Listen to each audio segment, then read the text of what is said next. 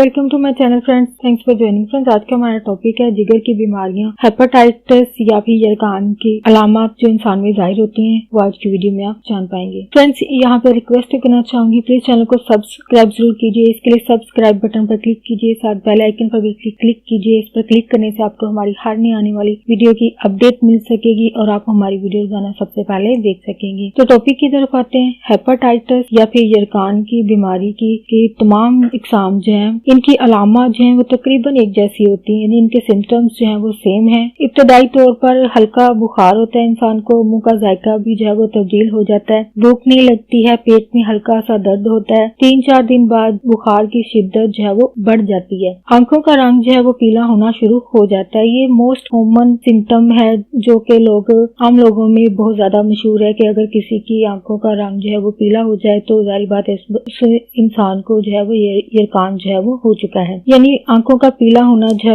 यरकान की निशानी है, ये बहुत सारे लोग जो है वो जानते हैं। पेशाब गहरा पीला और जर्द हो जाता है। भूख जो है इंसान की बिल्कुल खत्म हो जाती है। बार बार क्या है, वॉमिटिंग जैसी फीलिंग जो होती है, उनको बार बार जो है वो उल्टी होती है। जिगर और तिल्ली दोनों बढ़ जाते हैं। बाज मरीजों के गले के गदूद जो है वो भी बढ़ जाते हैं। कुछ दिनों के बाद ये अलामत जो है वो खत्म होना शुरू हो जाती है, मगर पिलाहट जो है वो, यानी आंखों की पिलाहट जो है वो हफ्ते से 10 दिनों तक जो है वो बरकरार रहती है। इस दौरान भी मरीज जो है वो बहुत कमजोरी महसूस करता है। इस वजह से मरीज को ज्यादा से ज्यादा आराम करने का मशवरा जो है वो दिया जाता है। और फ्रेंड्स, आज का टॉपिक आपके लिए इंफॉर्मेटिव और इंटरेस्टिंग रहा हो।